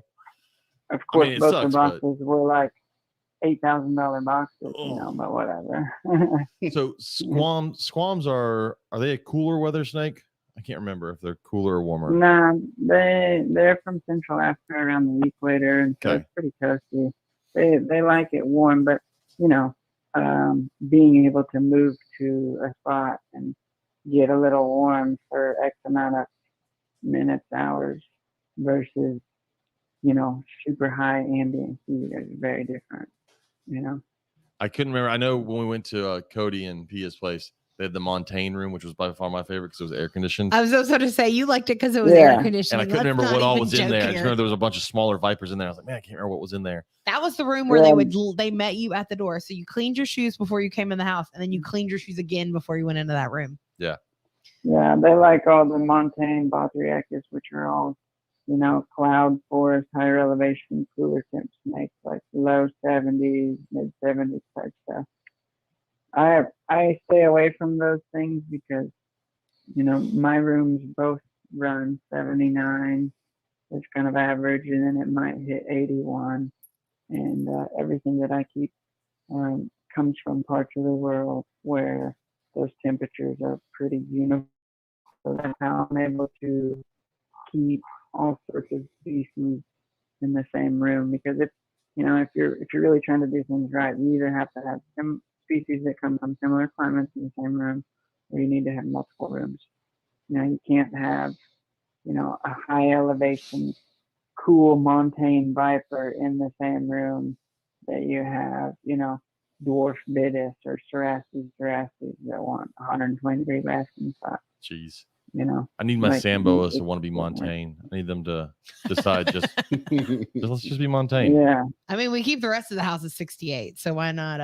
Although I've been bumping up the temperature during the day. I know this is totally random, but we've saved like 100 kilowatts on our electric bill this week, so I'm pumped. 2100 gigawatts.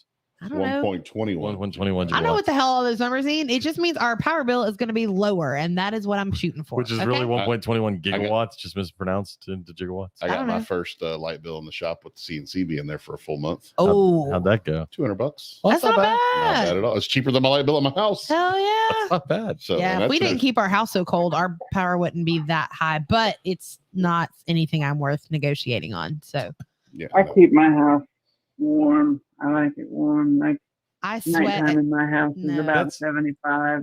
That's because out of the four of us, you're a skinny motherfucker. Right. I was sweating in my sleep with my house at 68 last night. Like, Yeah, I- like I it's just- funny. Rory and I are used to it, and like, you know, we're like, this is cozy. And like at night it's 75, and during the day the AC might be at 77, Fuck and like that. it feels chilly to me. Oh And man, then you would my freeze to room's death at at my house. 79, you know, 81, and like I like everyone. I'll have people come over and they're like, "Geez, it's kind of hot in here. How No. do you stand here's it?" my And I'm thing. like, "No, this is cozy." If you get cold, you can always put more clothes on. It is only legal for me to take off so many of my clothes when I get hot. And I can't be Yeah, hot. I If I get get it. hot, I get cranky and I just can't do it. Nobody wants Can't to be be hot around in Katie that. who is cranky. It's just not No. fun. Oh man. So I do have a question that I was wondering. And this is kind of, I don't mean it to come off wrong. So I'd say that first because it might come off wrong. Your look is very much what people expect when they think of a person keeping snakes, right? If no one's ever seen Alex, raggedy. Do you look You're- like a hippie? well, no, he's I covered don't in actually know what he's you covered look in like. he's I'm covered gonna in be honest. tattoos, and he looks the way Ruggedly handsome with tattoos. No, James has told me that I've met you before. have. And he's like, you've met him You've before. totally I have. don't know. Oh, I'm like, but I work the front. Like, I don't remember all these people. But that I here's see. my question going with that. Do you find when talking to actual reptile people, it's probably not that tricky, but do you find it hard for people to take you seriously like that? And it's not a knock on you. I wonder because I know you and I've met you and I take you 100% seriously when you say anything about venomous. You know, and it's funny that you ask that because I feel the opposite about me all the time. I feel because I don't look like a reptile person when I'm at shows That they won't listen to that you. they don't listen to me, or like if I'm behind the table, even if I have on like my Herp staff name badge, which I lost and have to get to Lena to make me a new one. But like I feel like I don't look the reptile part. I'm just a Well, pretty I'm just wondering if Alex has to try and present himself vocally completely different to try and get the respect that you probably should get when talking to someone about animals. No, I think people take me more seriously than they should. People like act like I'm somebody. I'm like, shit, I don't take myself serious, and you guys think that I'm somebody, and like, excuse me, sir, type of nonsense. And you know, I'm just like, all right, you know. But no, I feel like I'm covered in tattoos of snakes, and you know, I kind of, if I'm not smiling, I kind of look grouchy, and typically it shows. It shows I'm, you know, I'm either like in a super good mood around all my friends talking, or I'm stressed and I'm not in a very good mood, and I just sit grouchily behind my table. And then when people come up, I hit them with the old customer service voice because, you know, I waited tables for years, so I know how to talk to people, and I've been in sales for years, and you know, despite my scraggly appearance, I'm relatively well spoken and can sound like I know some things. That's awesome. So I really don't have any issues with it, you know. That's good. I I just think wonder people- because I mean, like, I think there's always this stigma, and I think the stigma with reptile people is not as bad as it used to be, just because reptiles are far more accepted in culture now. People, and I mean, families have a bearded dragon, so it's not like it was 25 years ago when everyone expected everyone to look the way Alex does, and then like people were just letting things roam around their house according to the general public. Obviously, that was not what was happening. Right. But I mean, I we're still all get that super- question. My We're students all every super year ask me that. judgmental. yeah, When my students find out how many animals we have, they're like, "You just have them loose in your house." I'm like, "No, guys, no." But then I get adults that say the same thing, and I'm like, "Really? You're a grown up. Come on." I get that. Yeah, we just let them run around and eat each other. And My dogs play with them. Mhm. It's no big deal. I'm like, Yeah. "No, you idiot." That's what I want to Yeah. say, but I don't call them idiots to their face, but I think it every time.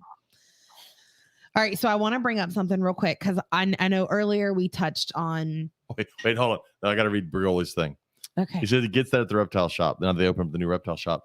They look at him all because Bergoli looks like he should be trying to sell you a used car. I love him. You leave him be. He makes looks like about martinis, my damn time, it. He's nice and clean. Right. He But is. It's They, so says great. they look at me all proper looking, and they got tats and colored hair, and they try to teach me something until I blow up with my knowledge. That's right. You blow up your knowledge on them. That is true. He's in the opposite 'Cause direction. He's He brilliant, y'all. does not look like he's the reptile person. See, he feels my pain. Nah, I know he does, some too. shit. He looks, to me, he looks like a ball python person. Like just like you say, all I you feel say like all the venomous those might be keepers, fighting words. we all look like, scraggly, shady, tattooed people because that's a pretty accurate thing. Like most of the ball python people look the same and have the same look when I see them, and I can see gecko people and beardy people. Like we all have our little group We and do. that we fit into, and you can try to say we don't, but it's a fact. You walk around the reptile expo and Oh, you look yeah. at all the people behind the acrylic displays, and they're all the same style. And Yeah, you look Bergoli, behind you look like a ball the python person. people, yeah, you look like all the venomous people. You look at them, and we all kind of have our looks. You can tell the old herper outdoors dude. Also, you get like know. Rick and Pete and The old guys that tell them Jerry. best Like they look like they've stories. been doing it for decades upon decades. Sean Trimbach. Sean Trimbach and his. I love how everyone you're listening are 100% like the best storytellers ever. I could Oh, sit and yeah. listen to them talk for hours. Especially Pete. Pete is great. If he can hear you. Right. That's right. true. That's why I was like, I'd really love to have Pete on the podcast because he'd never Oh, know what I'm- we were saying. I'm loud. Everybody hears me. Yeah. Because Pete, I- See, Pete I is- did not know that Pete had a hearing problem because I never have to repeat myself when I have conversations with him. it's because Pete's always That's just talking. 'cause When I'm loud. because Pete told me a great story about we talked about before about the black mambas getting out, and I would love Pete to come on and tell that story because him telling it is freaking hilarious. Right. But Yeah. Okay, talking about animals getting out, there was a fabulous video that I wanted to talk about on our was it Facebook the page. tortoise? Yes, I know this is Chris Eaton's favorite part of our podcast. Or we But talk about Facebook? yeah, so Nathan Holcomb shared this in our group, and I was like, look at the tortoise. Amazing. Well, he said turtle, but I'm going to correct it and say tortoise. Technically, Is it a turtle? Nathan's right. They're all turtles. Oh, see, what? Yeah, all tortoises are turtles, but not all turtles are tortoises. Okay, whatever. But I call it a tortoise because The creature in the video basically rolled this gate. And I mean, it looked like it was a legit video, but it was like a gate to a driveway. And it just like, it was on wheels, but it figured out how to roll the gate open and escape. I don't know if it it really was figured out how much to hilarious. roll it open, or if it did what tortoises do and they just walk in one direction and that one direction just happened to roll it. to Right. get what it wants. Yeah, that's also Right. possible. That's also I like the possible. videos of the big head tortoises like climbing up the sides of houses and walls. And you guys know what I'm talking about? Yeah. Yes. Mhm. Or I love Yeah. the ones you see them. It gets like posted and shared every other month, and it's always by a non-reptile person, and then some newbie reptile person posted into a group, and everybody's like, "Go away!" But it's like of a sulcata pushing another one that's on its back, and like, look at him trying to help his friend flip over. I'm like, that motherfucker flipped him over. Yeah. He's still, Yeah. He's still fucking him up. Right. Yeah. Like, Yeah. There's no kindness here, it's sir. not Walk friendship. away. You're trying to learn a lesson here, but that tortoise is trying to kick the other one's ass, and he's Yeah. succeeding. Yeah. Yeah. And then, of course, another really awesome video shared by Nathan. I don't know if this is very safe, though. This concerns me a little bit. It was the catchy alternative, and it was little like baby chameleons that were eating the pesky fruit flies that get around your room. Yeah, I'll stick with my catchy that I, I can plug mean, in Yeah. and leave. That's kind of fun. But yeah, the catchy is great. And then, of course, you got to love Florida. Okay, I haven't watched the video. They're catching an alligator with a trash can? Oh, yeah. He needed to get out of his house and the alligator was in the way. So he legit flipped the trash can and pushed it at the alligator. And the alligator went into the trash can and he just shoved it to the other side of his yard and then left his house. Yeah, That got a 6-foot gator. Yeah, they got shared by 2 people on our page. It's fabulous. Mhm. But so if you ever need to catch an alligator, a Use trash can. That's right. Yeah, apparently Florida I mean, you got to love Fish Florida. and Wildlife had a stern Oh, conversation. I'm sure. Oh, I'm sure. But But here's hey, my problem. you I gotta don't leave the see house. anything he did. I mean, I get it. Legally, he's not supposed to mess with them, but it's in his fucking yard. Right. I mean, it was almost on his He front. he Like didn't he had kill the it. winding sidewalk that like kind of like ours does. It goes like But- at a little angle and then up to your door. And there's a very small I area. just saw the end of the video where he knocks the trash can over and then runs full Yeah. speed the opposite it's- direction. Like he had no intentions of coming in contact with this whatsoever. He legit just wanted it out of his yard. Look, he caught it. Yeah. He didn't kill it. And he and he released it back into the wild. That's all a win for me. So Yeah. I think Wildlife Fisheries needs to suck a dick. Yeah. It Well- was. It made me laugh. They're not my wildlife fisheries. So they We can don't, suck a we dick. don't, I don't think much of Florida wildlife. I mean, it's Fish- Florida. Texas Parks and Wildlife. Yeah. Half the ones I've lived for there. Florida. All the fun, crazy shit comes out of Florida. Let me just say that. So there is a video that I when I first saw it posted, I was like, that's not fucking real. And it's not. Victor posted a video of what looks like a giant like tokay gecko. And then the first time I saw the video, like those eyes don't look right. And then I was talking to Sean Gray, and it's a monitor with the tokay gecko costume on. So it looks like it's a giant tokay gecko, but in reality, it's just a monitor wearing a costume. Wait a minute. So they put A monitor inside of a costume. And the color's Well, not because quite the right t- either. Yeah. What's the time for that? First of all, you have to make that costume The same people that because make this fake is not Bigfoot something stuff that you or can just buy fake off of crop Amazon. circles. That's Oh true. no, I gotta Yeah. look now and see if this is I'm available on surprised Amazon. they had time to do that in between taking him to Walmart to see friends and like taking him out for Right. car rides because he likes that. Oh, yeah. I saw that video. Like I said, I saw it and the eyes didn't blink, and I was like, wait a minute, that doesn't look right. And then I realized when Sean said that, I watched it. I was like, oh yeah, that's definitely not right. All right, so the only costumes for lizards that I'm finding on Amazon, because yes, I am currently looking that up. I found this kind of cool looking shark costume for a bearded dragon. I swear to God, if you put clothes on the fucking lizard in this house, I don't even like them when they put clothes on our dog. No. His Joe's, dog just looks like well, see, but your dog doesn't shake and tremble like it's dying true. without Joe's clothes. dog just shakes and trembles because it's part Chihuahua. Joe's, They all do that. but it's much calmer when she has a shirt on. It'd be calmer So, somewhere else. they're thunder Shut up. vest. There's also this Thunderbug. really cool. I may buy this for me. This is fun. It's a kid's crocodile costume. It's a cool headband and a bow tie and a tail. I could wear all green. I could be a crocodile for Halloween. I haven't figured out what I'm going to be yet, because I'm sure our listeners really care about this. Totally. That's actually what they just said in the Oh. chat. They said, hey, what's Katie going to be for Halloween? People love me. Shut up. Oh, by the way, Bergoli said he's a micro gecko person, which definitely, Damn it. no, I can see it. I can see he probably drinks his tea.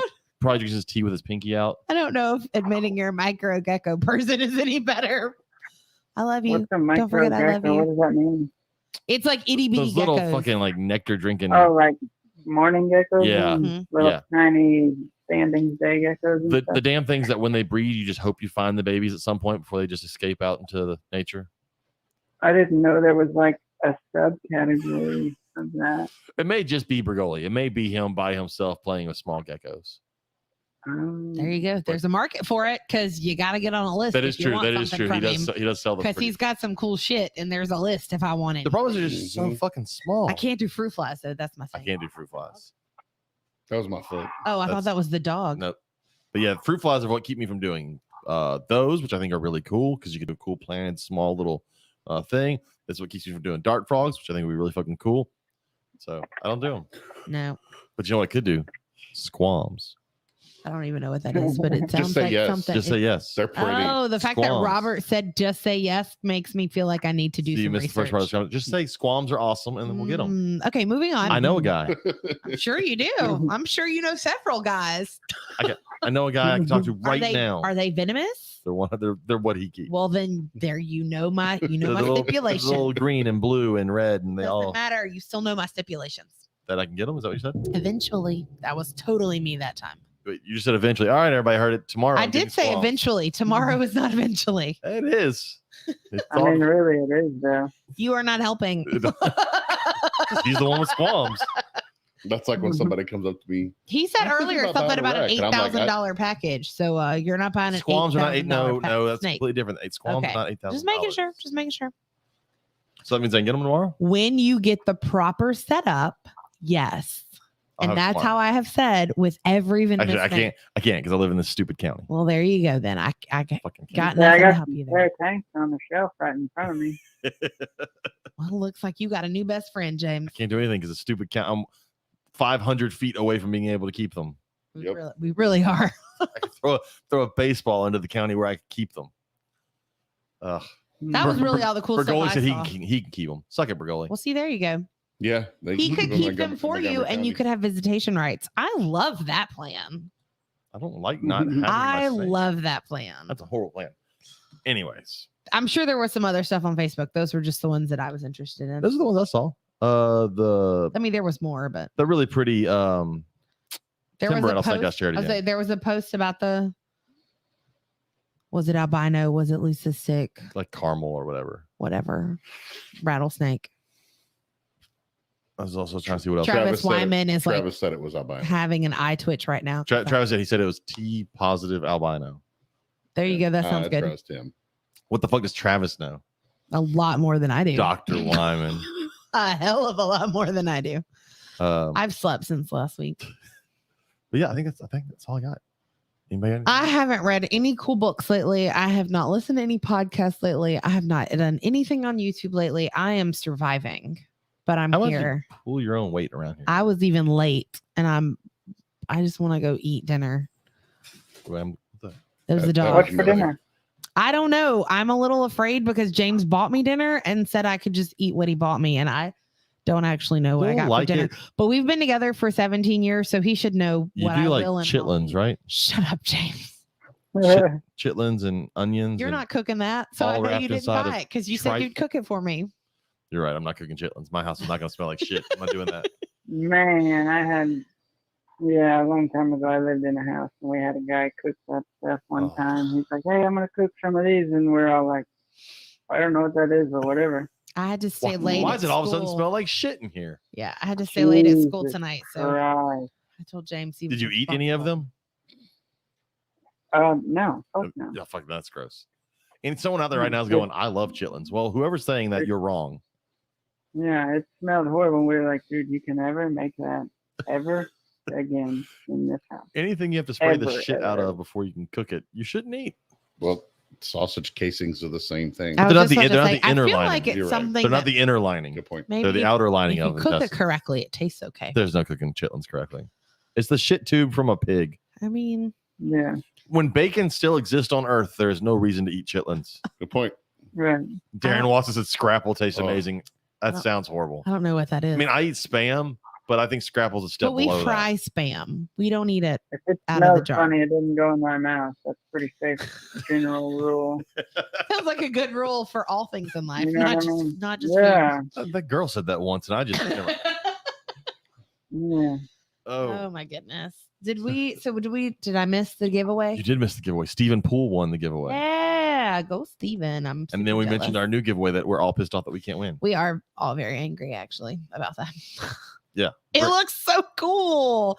And there's only 9 in existence. Brent sent me messages. We were talking back and forth on his way to Houston. I was like, why are you coming to Houston? Because he's going to the Venom conference out in Denver, which is Max was in the chat just a little bit ago. Uh-huh. He was waiting for his plane to go to the Venom conference Cool. out in Denver, which would be neat. Well, congratulations. I think there's a chance that our guest for next week might be at that. Maybe, I don't know. They'll have to wait and see. Is it who I think it is? Yeah. I don't know. I guarantee you he's at that. I have a if who you're thinking is I someone know who who lives in we the Houston have. area, I just don't know what order they're in. so. next week we have a doctor. Ooh, not one of our typical No, doctors. next week we have a doctor that if I was sick, I would go to this person. Oh, that's exciting. I'm not going to Warren Booth or to Travis if I'm sick. I mean, Mike could tell you what's wrong with you. Although I have quite a few things of probably Wrong with you? what's Yes, wrong you with do. Shut your face. Maria says she saw the mandalas in person and they're nice. Yeah. So I bet they're. I'll post a picture of it on amazing. Google, on Facebook. But it's that Venom Life Mandala is amazing. And there's, like I said, there's only 9 of them made total. So James Bergoli is guest half of who is going to be on next week. But this week, if they want to get a hold of you, Alex, and talk to you about squams, how could they do that? That's a do not contact them and talk about squams, people. Or bull snakes or milk snakes. Yeah. I had to. You can find me on Instagram On the gram. at Rory's Dead 27. Super creative name because I was 27 years old when I set up Instagram, and I am in fact Rory's dad. So I just said Rory's Dead 27, and it's been that way this long, so I can't change it now. You know what I mean? That's fine. So you can find me on there. Or you can type in my name. Facebook. You can find me on Facebook pretty easy. Type in my name. I didn't ask you, what is your favorite non-venomous snake? I'm assuming squams are your favorite venomous because that's just kind of what everybody knows you for. My favorite non-venomous domestic species would be the bull snake. I love bull snakes, and but not like the normal wild looking ones. I like them dirty, nasty morph, and I want them bright colored and pink and white and no pattern and exanthic and all that snows. I mean, I like all that. When you have dirty squams morph sitting there in nonsense. every other color, you're going to want your other snakes in every other color as well. Right. I like all the crazy multi-gene visual bulls. I love bull snakes. I've loved them ever since I was a little kid. I love black rat snakes, but not normal ones. I like the morphs. I like the calicos. And I pretty much like calico and white side and everything. Except king snakes. I don't really like white side king snakes. I'm weird So like that. you said domestic. super picky. What's your non-domestic favorite non-venomous? I really like all the morphs and Chinese rat snakes. Albino calicos. What was it? What was it? Sean got this weekend? Was it a mandarin? Sean got a mandarin rat snake. That thing was Mandarin. gorgeous. Yeah, I like mandarins. They're super pretty, but they're like weird in between size. I don't really like that. They only get like 3 feet long. Yeah, they're That's smaller. weird. Yes, if you're like in like the bigger Asian rats, that's definitely not going to be good. Yeah, I got beauty snakes. I got crebos. I love yellowtail crebos. So you're just like, ooh, I really wanted a snake that was shit a ton. But see, like my bull snakes are 10,000 times worse than any other colubrid I've ever kept. And I've kept a bunch of Drymarchon. They're worse than cobras.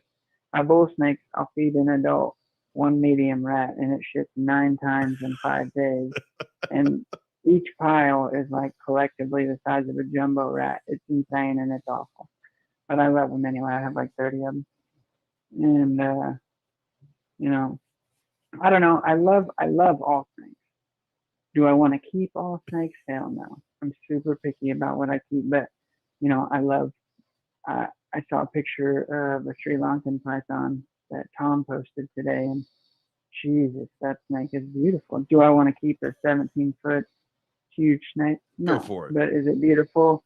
And, the way how I know that I truly love snakes is like even super dumb shit that I don't want to keep.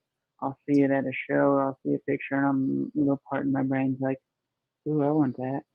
And then I'm like, no, I don't. I've A done couple that of years before. ago, a buddy like sent a picture of a black-necked garter snake he caught, and my brain was like, ooh, that would be pretty and nice to keep. And I'm like, I don't want to keep a fucking garter snake. That's stupid.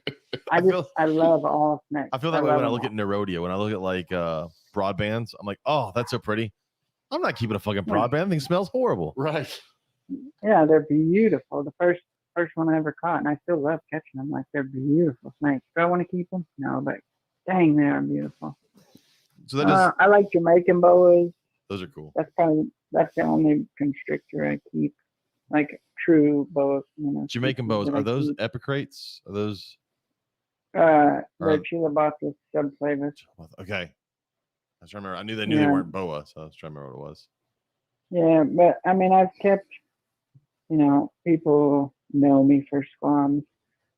Excuse me, but I've kept so many dead game species, and I've bred, I don't know, probably 20 species of venomous snakes, and I've bred probably 20 species of non-venomous snakes, or maybe 15 non-venomous, not that many.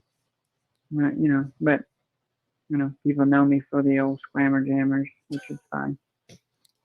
They're like I said. I don't know how you pick one, and they're also they're like green trees in the fact that the way it looks as a baby is not the way it's going to look when it's older, and it may look nothing like what you want it to look like. But these have personality. That's a big selling point for me.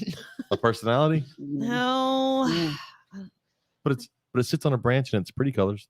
But you can't touch it. You could. No. But you Not an shouldn't. option. Do you have fish? Yes. We don't touch them. They're not Do you mine. touch your fish? They're not my That sounds fish. dirty. Do you touch your fish? They're That's his fish. How irrelevant. dare you ask my wife if she touches her fish? You don't touch your fish. We don't touch fish. That's what I tell newts. people. I You don't touch the Huh? You newts. don't touch the newts. I don't. Or my frog. Granted, moving it with What do your you hand. have it for if you can't touch it? Okay. All right. Fair enough. And these, My newts can't kill me though, and your snake could. but the snake is prettier. I like my mean- newts. You'll be fine. Wasn't it a squam? Was it San Francisco Zoo or whatever? San San Diego Diego. Zoo. They got bit by a squam and there's no antivenom, so they just That had to was write it out. they got bit by a chloracus, Gotcha. Okay. which He's is like, like don't- their He's like, don't be bringing slightly my snakes retarded, through the mud. uglier brother. So what is okay? So you keep saying squams out there. Anybody who doesn't know, what is the actual scientific name for them? There's Squamagera. Theris. I knew it was a Theris. I couldn't remember how the rest of squam went. I just knew it was squam. But Mhm. they're the ones. If you ever go to a reptile show and you see venomous tables and you see them in like 15 different colors, those are squams, and they're cool. Usually, yeah. Hmm. Or you're looking at I know that Robert's wife has fallen in love with the wagglers, pit vipers, which I've always thought were amazing looking. Yeah. Yeah, they're super neat. They're pretty likes nice. squams They're not too. I don't know. I like all the tree snakes. Do I want to keep them all? But no, they're all cool. All right. Robert, if people want to get hold of you, how can they reach out to you? Wait. Just Go fucking do ahead, it, James. No, go ahead. Go ahead. Whatever. I'm good. I'm gonna slap my hand over your mouth. Through my website that everyone already knows. What is that website? Yeah, they could just Google it. Yep. Google Just Google Lone Star Reptile Racks. Racks. So it's Yeah, and then Facebook and Instagram. James, and how can people TikTok. get I've hold been- of you? I mounted a camera in the shop and have been putting up some TikTok videos of the machine running. Did you put the googly eye? You put the googly eyes on Oh, the yeah, machine, you can right? see 'em. Yeah. Yeah. There's googly eyes on the CNC machine. Yes, there is. Every CNC machine needs googly eyes. If you want to get a hold of us, it is if you want to get a hold of me, it's simply_serpents on Instagram or simply serpents on Facebook, or the Reptile Gumbo podcast on Instagram, Facebook, and at gmail.com. Don't forget, I will try and get our new giveaway put up tonight. Again, it'll be a little bit of a, like I said, I talked with Brent. We wanted people to have to do a little bit of research, learn a little bit. So it's going to be some questions you have to answer. And if you answer all the questions correctly, you're put in for the trouble. You get an awesome looking piece of art and $50 to spend on the 105 trillion different items that they now have at Venom Life Gear. Get you a hat. I strongly suggest getting a hat. I love my Venom Life hat. Even though Brent may pay for it, but whatever. Just saying, Brent. He Another hat we gave, don't- he gave Lucas one. Yeah, I know. Maria said, "Oh, ooh, effort." Yeah, shut up, Maria. You can still put in some effort. I think that's all I got. We will get a hold of the winner. There was that. Oh, next week again, another venomous episode. I already hinted that it's gonna be a doctor, but I'm not saying which doctor, but he lives around Houston. I like what you did. Witch Doctor. It's October. Halloween. I caught that too, but I I brought it. We listened to that in class today. I did not go for that. That was not. But where that's where I went. James. People want to get hold of us. I already said it. Quit My playing on bad. your phone. You'd hear it. I was responding to emails. Alex, thanks for coming on. It's awesome. Yeah, thanks for having me. We will see you again at the next whatever hots. I don't know what the next hot. I never know which one of the hot shows. I just know Conroe always is. Austin. Austin. The next one will be Austin. Yeah, At the I new got kind venue. of like 2 months off, and I'm super excited because it seems like nonstop. Like I swept and mopped my house earlier, and I hadn't done that in a few weeks, and it was so like, yeah. Austin's gonna be nice. It's gonna be that nice new venue, so we're gonna have room, and won't be on top of each other. It's gonna be amazing. Room for activities. So much room for activities. Yeah. Did we just become best friends? Oh my God. Anyways, Yeah. thank you everybody for listening. We will see y'all next week. Don't hang up yet. Don't hang up, Alex. Goodbye to Okay. everybody else. Alex is more important. The rest of y'all go away. Goodbye. Come on, disconnect. Here we go. Anytime now. In the broadcast. You can